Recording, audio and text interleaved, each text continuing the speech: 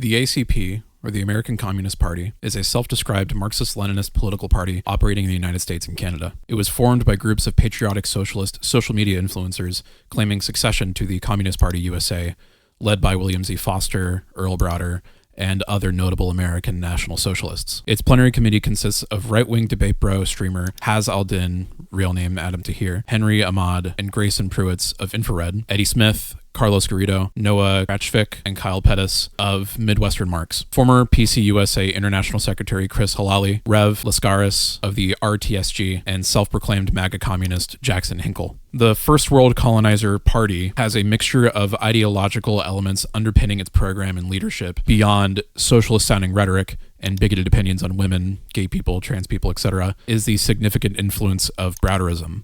The revisionist beliefs of Earl Browder, General Secretary of the CPUSA from 1930 to 1945, saw socialism as an extension of the traditions of George Washington, Thomas Jefferson, Andrew Jackson, who were all slave owners, by the way, and the mythology of the American Revolution. The same revolution amounted to colonial bourgeoisie throwing off the orders of a distant monarch in favor of unbridled subjugation of the land and its people for the benefit of the settlers. In his speech, Socialism, War, and America, Earl Browder takes many positions that are notably similar to those of the program of the ACP. Delivered in Madison Square Garden, New York City, November 13th, 1939, the same year where only 9 months prior, the German America Bund held a massive pro-Nazi rally, billed as a pro-Americanism rally, drawing in over 20,000 attendees. Could this be considered a coincidence? Browder lambasts the Herald Tribune for misrepresenting his political beliefs, that he seeks a quick transition to socialism through violent revolution. His actual position is much closer to that of reformism, that the American economy is so technologically developed that should the population grow warm to the concept of socialism, then the transition would not require violent revolution. Browder then explains this deliberate twisting of his words by the bourgeois media and newspapers as ascribing anarchistic beliefs to communists in order to paint them as violent dissidents who want to destroy American society. Now, honestly, this part has some truth to it, as we have extensive historical evidence of the U.S. State Department purposefully stirring anarchistic elements of the New Left to delegitimize any movement the government could see as a potential threat. See the Geopolitical Economy Report's article about CIA-funded anarchist newspapers. However, this doesn't really have anything to do with Browder. He then points to how the greatest leaders of the communist movement, Marx, Engels, Lenin, and Stalin, stood firmly against any sort of sabotage, terrorism, and individualist acts of adventurous violence. He sanitizes his position to be compatible with the American State Department, leaving out that, for Marx, revolution is inevitable. In depicting the most general phases of the development of the proletariat, we trace the more or less veiled civil war raging within existing society, up to the point where that war breaks out into open revolution, and where the violent overthrow of the bourgeoisie lays the foundation for the sway of the proletariat. This is misunderstood by Haz as well as Browder. Haz being of the opinion that America is already socialist and that Americans have been living under socialism for a long time now. This is meant to be taken in a dialectical sense, so that the socialization of labor has already fully occurred and now there are only two classes, the bourgeoisie and the proletariat. It's not the same thing as living under socialism, so this opinion of his is incorrect and out of touch with reality. To Haz, there won't be any need for a violent revolution in order to bring Americans closer to the next stage of human development. Suffice it to say, Haz attempts to overcomplicate Marxism beyond the principles and conclusions of dialectical and historical materialism and distorts it into a sort of sophist wankery. In Browder's speech, he glazes the Soviet Union for its tremendous economic growth with the intention of drawing comparisons to what America could become if American citizens were to adopt a unique American communism for themselves. The purpose of my inclusion of some of Browder's more agreeable positions about the Soviet Union and the stance against individualistic violence is to illustrate that National Socialists will strategically deploy this or that authentic-sounding communist idea as a rhetorical tool in an attempt to sway the opinion of those who would genuinely support a Marxist revolution to garner more working class support for their specific settler goals. Even the CPUSA in the 1930s was comparatively more sympathetic to the struggles of indigenous nations in the ACP and Haz Al-Din, though this was often paired with a ignorance about the essential aspects of native life and politics, as well as a lack of recognition for indigenous national struggles and self-determination in the Leninist sense. Instead, they opted for more of a big tent strategy, citing native participation as a success of their Americanization campaign, with indigenous Americans being described as real fighting Reds, real red Reds, and 100% Americans. The purpose of the Americanization campaign was to strengthen the CPUSA's appeal to the Anglo-American worker, the white settler.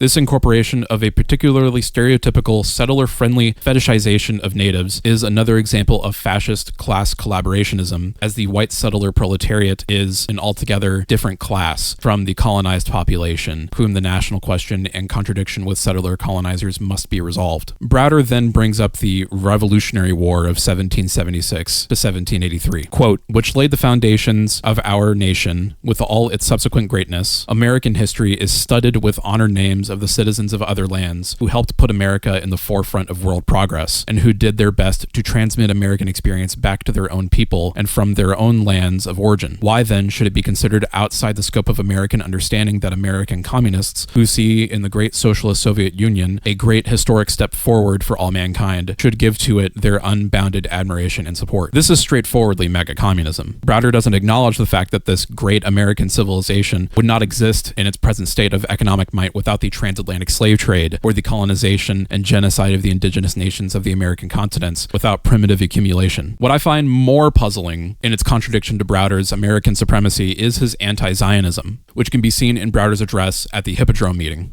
Quote, it is conquest. The Zionist leaders come to Palestine not as peaceful settlers, but as conquerors. The conquest could not have been achieved without British imperialism, whose interests are served by Zionism and its anti-Arab policies.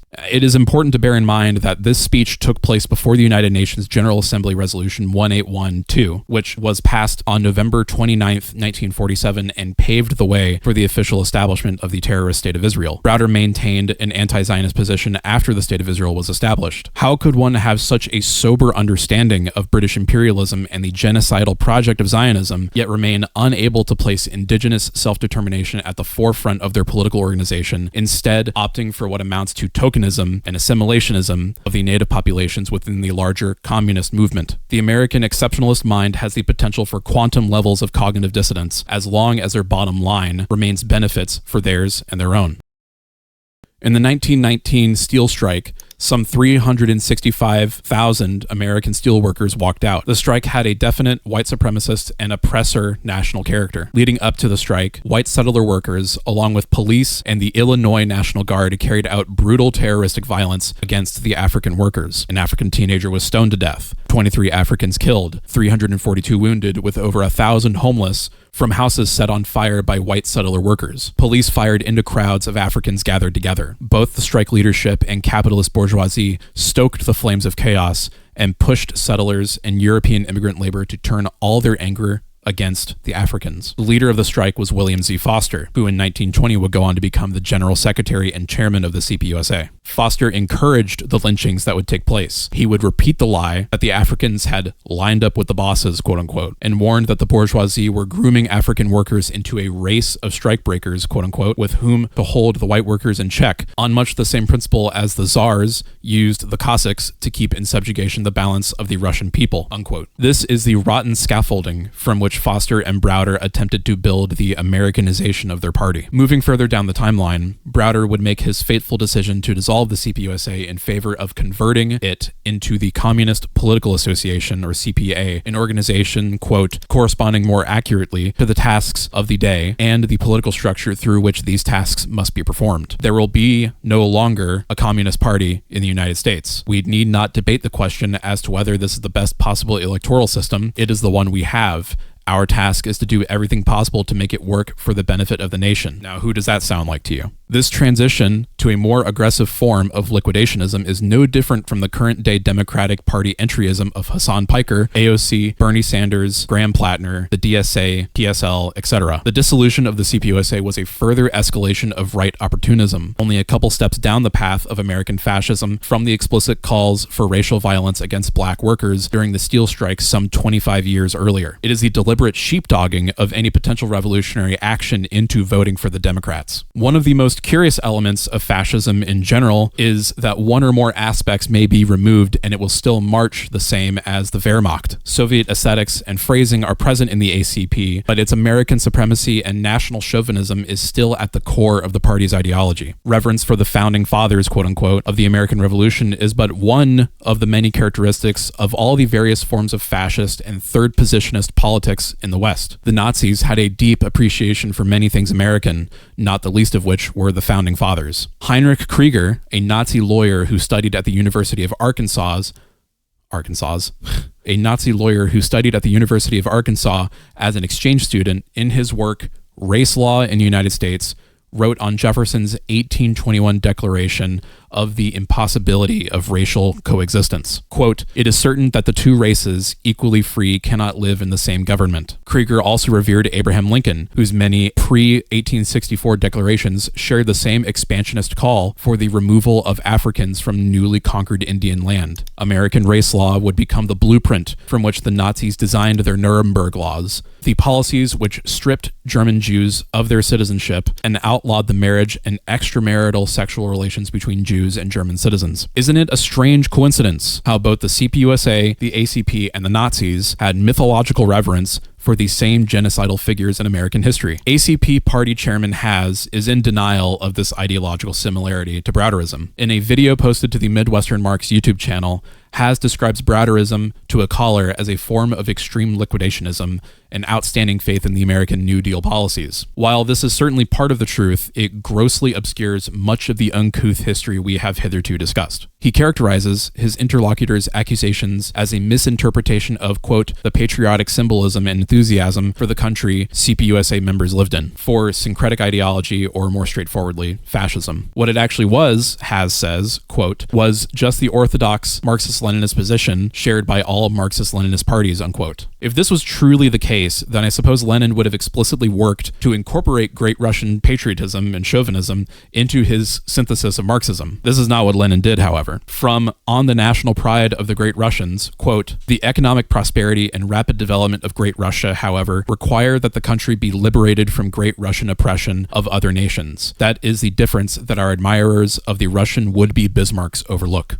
While many reactionaries and American chauvinists will proclaim calls for land back and decolonization as moralism or purity politics, these are simply recognitions for a nation's right to secession from the larger settler-colonial project, in line with Lenin's arguments for Russia and its neighbors at the time of the Bolshevik Revolution. Arguing for the right of the oppressed nations to self-determination, land back, national liberation, decolonization, etc., including secession, is a framework supported by Lenin's right of nations to self-determination. It is necessary to break the chains of imperialism, not as an exercise in bourgeois morality. Indigenous self-determination directly targets settler-colonial states as core pillars of global monopoly capitalist imperialism, and so is a necessary step in liberating the global proletariat. I am not arguing for human rights or abstract, impactful liberal ideas. I am arguing from the position of establishing class power for those who have been and are still oppressed by settler colonial governments. It is the democratization of the rights to class domination historically reserved for the bourgeoisie, petite bourgeoisie, and the bribed allies in the labor aristocracy, those who were not enslaved or colonized, but the colonizers. We could go back to when Marx and Engels supported the national liberation of Ireland and Poland from their European imperial masters. These struggles were seen as clear, concrete steps in the process of weakening Tsarist Russia and the British Empire. This wasn't seen as bourgeois moralism then, and the same concept can be applied to the conditions of the colonized populations of the Americas and Palestine. Quote, so long as Poland is partitioned and subjugated, therefore neither a strong socialist party can develop in the country itself, nor can there arise real international intercourse between the proletarian parties in Germany, etc., with other than émigré Poles. Every Polish peasant or worker who wakes up from the general gloom and participates in the common interest encounters first the fact of national subjugation. This fact is in his way everywhere as the first barrier, unquote. Haz believes that the American Revolution was a genuine national liberation struggle, similar to that of China fighting off the Japanese or Vietnam fighting off the United States.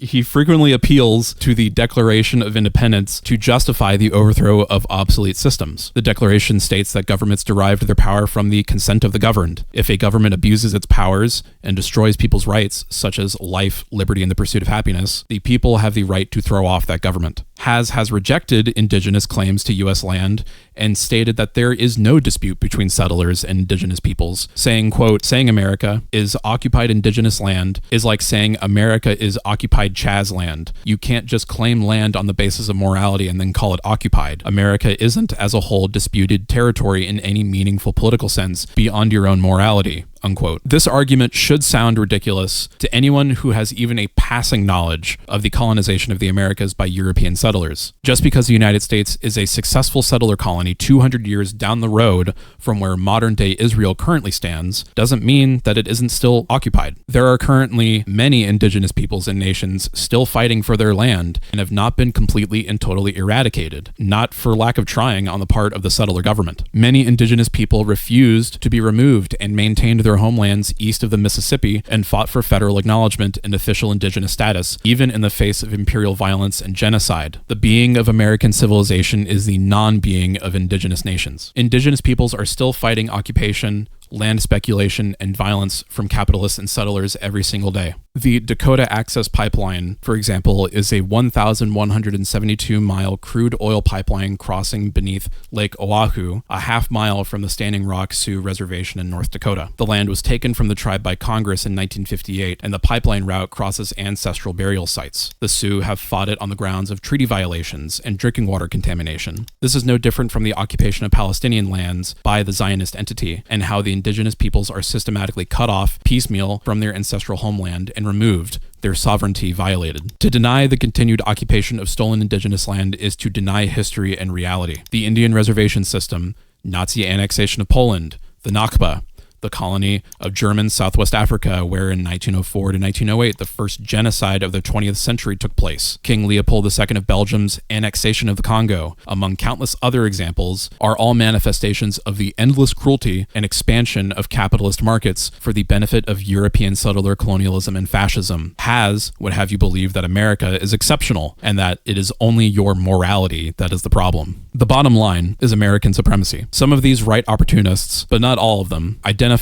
aspects of colonialism and racism with their lens when it is applied to Israel or Nazi Germany. But as soon as you try to turn that same principle onto the historical realities of the American entity, anti-imperialist analysis goes right out the window. While distinct enough to warrant a separate section in this essay, it should be noted that Strasserism is more or less another permutation of the general national chauvinism the ACP exhibits, down to the supposed sincerity of their struggle for a proletarian revolution from within the walls of its imperialist homeland. Historically, it is an early development in the Nazi movement in Germany, named after the brothers Otto and Gregor Strasser. It focused on revolutionary German nationalism, anti-finance capital, which was often paired with intense anti-Semitism and a greater emphasis on workers' movements, similar to the blending of right and left ideas to create a false third position. The Strasser faction posed an ideological and political threat to Adolf Hitler's leadership in the Nazi Party. Strasser's faction was even initially preferred by Joseph Goebbels. It was Strasser's belief in the socialism of National Socialism that attracted him. Goebbels wrote in his diary on October 23, 1925, quote, "In the final analysis, it would be better for us to end our existence under Bolshevism than to endure slavery under capitalism," unquote. On January 31st, 1926, he wrote, quote, "I think it is terrible that we and the communists are bashing each other's heads. Where can we get together sometime with the leading communists," unquote. Goebbels then published an open letter to the communist leader Karl Radek, a prominent figure in both the Communist Party of Germany, KDP, and the Soviet Union's Comintern, arguing that Nazism and communism were actually the same thing. Quote, "You and I are fighting one another, but we are not really enemies." In a 1930 purge attempt, Otto Strasser was expelled from the Nazi Party in 1930, subsequently fleeing into exile to form an anti-Hitler opposition camp. During the Night of the Long Knives in 1934, Gregor Strasser and the other left Nazis were murdered by Hitler's SS, effectively destroying the faction within Germany. They were essentially Nazis that cared more about improving the lives of everyday workers within the German homeland at the expense of colonial holdings, of course. Compare this to the Hitlerian Nazis, who were vehemently anti-communist and who had already received generous funding from big industrialists interested in Hitler's promises of persecution of the communists, socialists, and trade unionists. As with Nazism, fascism, National Bolshevism, etc., it is a false third position, as we understand that any political tendency in the epoch of capitalism has either a bourgeois or proletarian character. The Strasserists appropriated socialist-sounding rhetoric to appeal to ultra-nationalist populism, much like the ACP does today.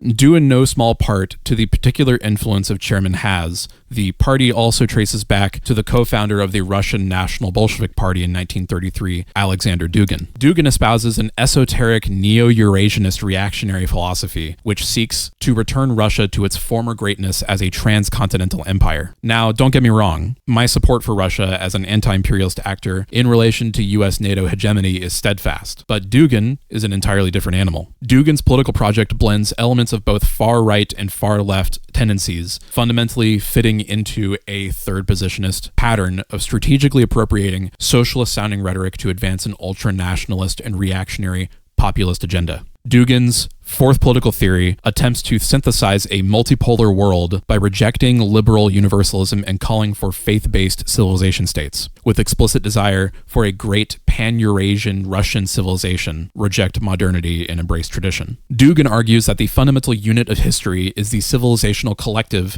or ethnos, defined by immutable spiritual traditions, geography, and language. He views the current geopolitical clash as a spiritual war between Holy Russia and the degenerate liberal West. However, cultures are not monolithic or frozen at a fixed point in time. They are in a constant state of change and evolution. There are certain alignments with anti-imperialist positions within the ideas of Dugin, but these coincidences are not derived from the same theoretical bases as those of Marxism-Leninism. The Italian Marxist Domenico Losurdo also advocated for a multipolar world to check Western imperialism, but his conception was radically progressive rather than reactionary. Deriving from the legacy of Lenin, Losurdo argued that multipolarity is a means to achieve national liberation and global equality, not a license for regional autocrats to enforce feudal or fascist social relations. While Dugin seeks to return to a pre-modern world, Losurdo viewed multipolarity as a vehicle to advance towards a communist future. In Dugin's fourth political theory, he completely rejects the Enlightenment, scientific rationality, and the current historical epoch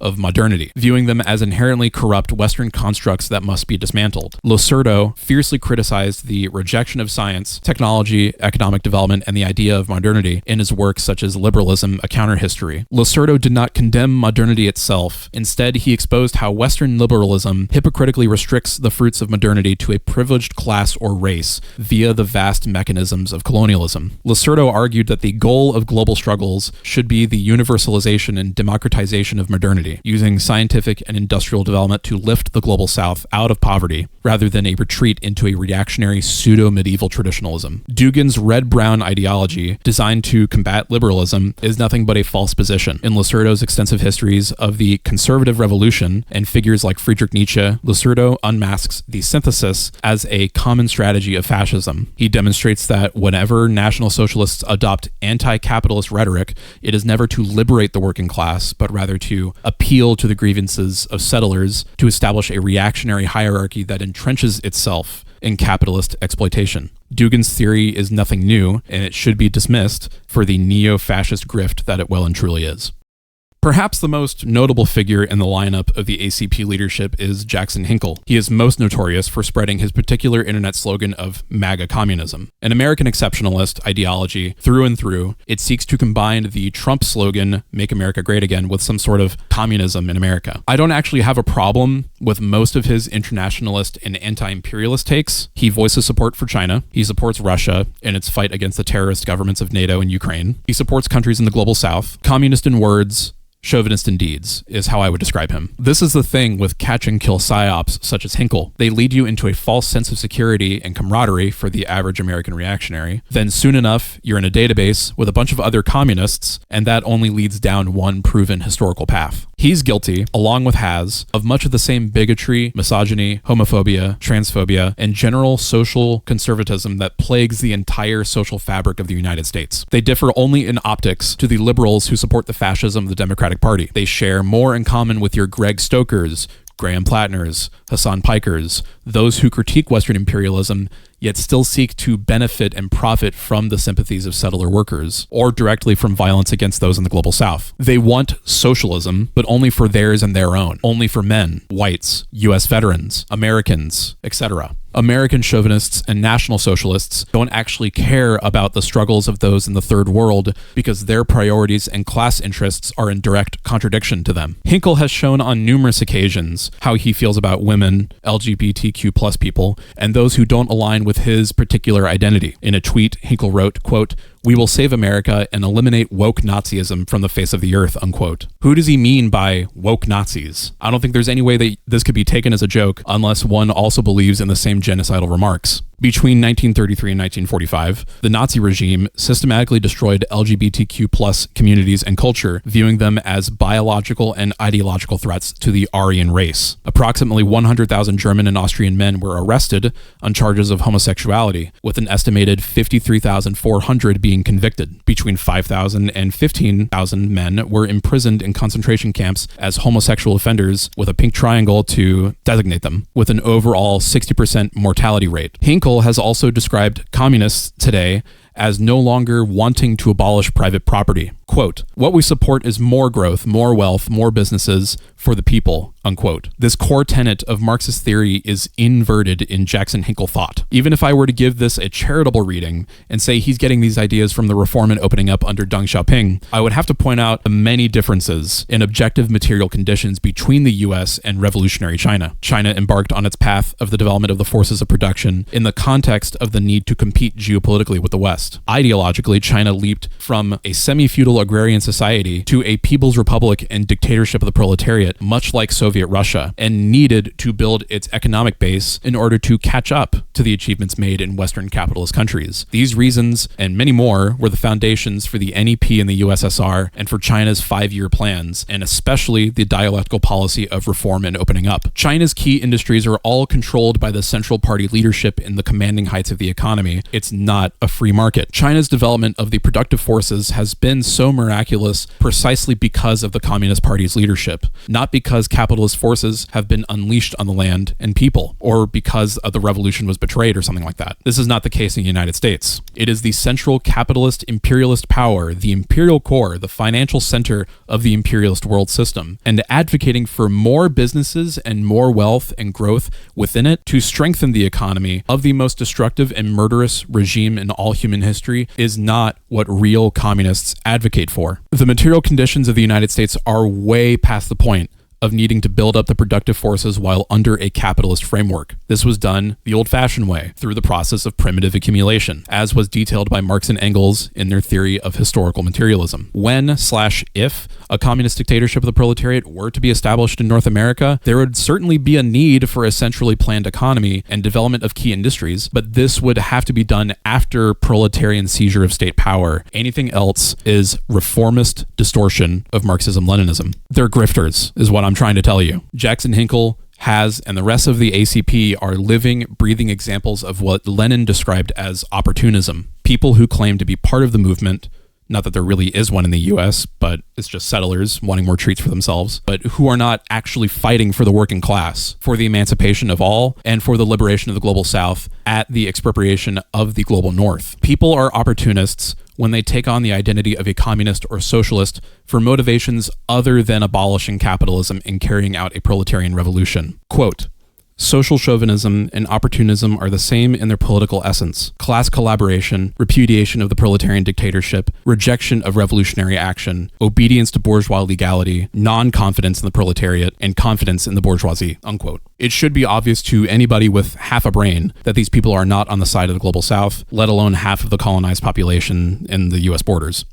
Reading through the party program available on the ACP website, a typical Western leftist might not take issue with its socioeconomic and political goals. If you are, however, better read on the bloody history of the settler-colonial systems, such as that of the United States, Canada, Australia, South Africa, and Israel, then some lines may stick out to you. The ACP calls for the immediate improvement of the material conditions of American citizens under the current existing political system in the United States. This alone grants the ACP no distinction from Western first world treatlerite parties such as the DSA and the PSL, even refusing to put forward their own candidates on their own party ticket. They are a reformist party costumed in the aesthetic trappings of pseudo-Marxian revolutionism, stripped of any earnest call for the overthrow of the monopoly capitalist imperialist system. They call for class unity rather than recognizing the irreconcilable class conflict between the white settlers and the colonized populations. This is right opportunism. During an online debate with Jason Unruh, Haz said, quote, "You should never advocate for violent revolution," unquote, stating further that, quote, "You,"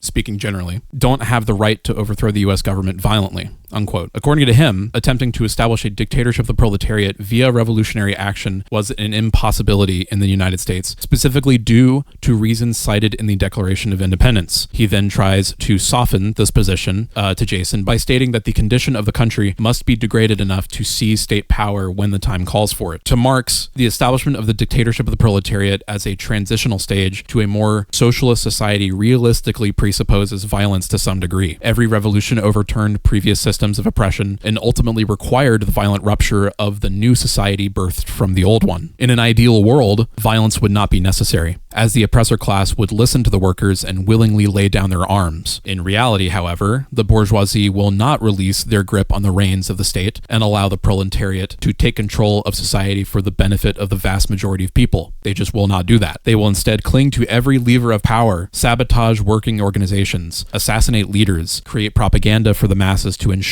they remain subservient to the established political order. The sheer amount of counter-revolution we experience on a daily basis is staggering, with those who prioritize criticizing China over Western figures and institutions that profit immensely from misleading the average settler worker about the nature of imperialism. Criticism of Hassan, the bourgeois streamer, dog zapper, who unabashedly supports Democratic candidates such as Graham Plattner and others, is tantamount to heresy in the eyes of the Western left. Criticism of those who have materially profited from the mass murdering of Iraqis and Afghans has no place in the halls of Western streamer leftism. There is functionally no difference between Hassan Piker and the level of historical revisionism and chauvinism and reverence for the founding fathers and U.S. military veterans championed by Haz and Hinkle. These figures have far more in common than one may realize. For Haz and Hassan, it all comes down to their bottom line. His primary concern is how much money they can make while hijacking popular discontent among reactionary white workers. Hassan takes people who theoretically could form some sort of workers' party, but even then that's like really highly unlikely,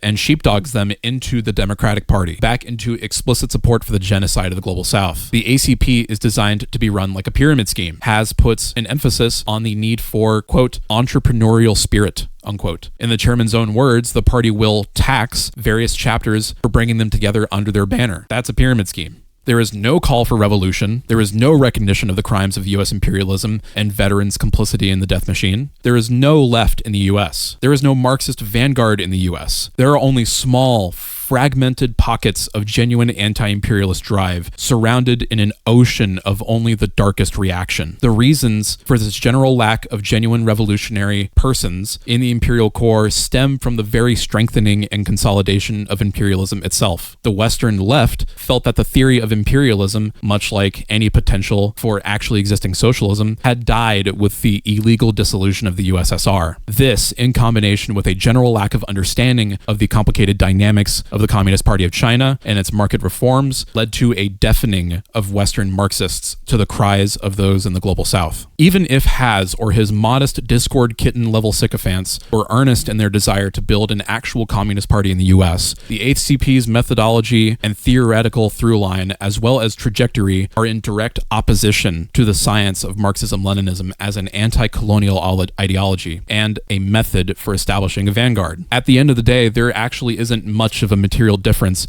between wanting more workers' benefits in the Americas under capitalism and supporting the rights of the workers in Israel over the Palestinians. No matter how much the CPI, or the Israeli Communist Party, or Maki as they call themselves, may protest mandatory conscription into the IDF or advocate for Palestinians, what little that they do, they are objectively settlers seeking bribes and benefits for themselves and using the colonized population as a bargaining chip to do so. The CPI claims to be anti-Zionist, much the same as the ACP claims to be Marxist-Leninist. The CPI believes in a two-state solution, rather than a single independent Palestinian state as the solution to the Zionist entity's occupation of Palestine. Advocating for a continued existence of an Israeli state is itself Zionism, no matter how you split it. For the colonizer, there is no greater crime than decolonization. Actually existing American citizens legitimize the United States' genocidal claims to the land stolen from natives by the simple fact of their unquestioned existence. The ACP is de facto legitimizing these claims to stolen land by promoting American civilization, quote unquote. They are outright deniers of settler-colonialism. And if they had a token acknowledgement of it, there are words and not deeds in rectifying the contradictions between the indigenous national liberation struggle and settler conditions. This lack of any mission to delegitimize the current U.S. government, to seek what is essentially a reunification with traditional Manifest Destiny era ideals and broader American chauvinist values, is indicative of the ACP's complete intellectual bankruptcy and where they truly stand. If we were to look at the global division of labor between the global north and the global south, or the imperial core and the periphery, as it is described in the theory of unequal exchange, as an extension of the division between the bourgeoisie and proletariat to the international scale blown up, then it becomes clear how enriching the lives of those in the global north in the name of Western leftist ideals like universal healthcare under capitalism is actually counterproductive to the international struggle for socialism. Quote, Marx had argued that the development of capitalism would produce a crisis within each individual capitalist state. The basis of his argument is not invalidated by the fact that the conflict, which he had predicted as a national one, did not everywhere take place on a national scale, but has been transferred instead to the world stage. World capitalism has postponed its crisis, but only at the cost of transforming it into an international crisis. The danger is now not civil war within individual states provoked by intolerable conditions within those states, but international war provoked ultimately by the misery of the majority of mankind who daily grow poorer and poorer, unquote. The opportunist runs an American business, seeks wealth, and disregards the real cruelty carried out by the hands of Americans themselves. The communist stands on the side of the global south against the forces of imperialism without any pretenses of preservation of the American national project. For the global south to be victorious, the northern global empire must be defanged and declawed piecemeal for the paper tiger that it truly is. If you like what I do here, please consider subscribing to the channel. Subscribe to my Substack. You could pay as little as $2 a month if you really wanted to contribute to what I'm doing, but you don't have to. It's totally free. Follow me on Instagram. I hope you guys enjoyed the video, and I will see you in the next one. Goodbye.